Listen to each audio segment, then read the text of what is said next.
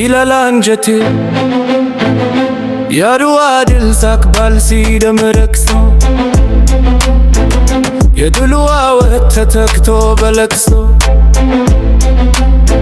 እረኛው ሲተኛ በጎቹ ታረዱ እምባና ደም ሆኑ የነፃነት መንገዱ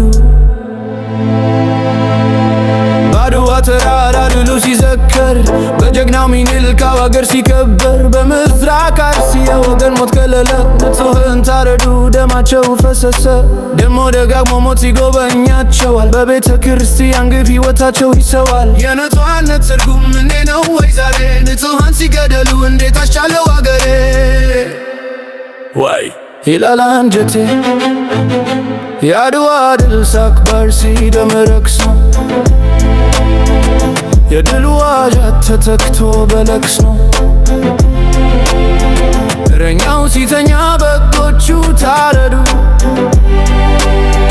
እምባና ደም ሆኑ የነፃነት መንገዱ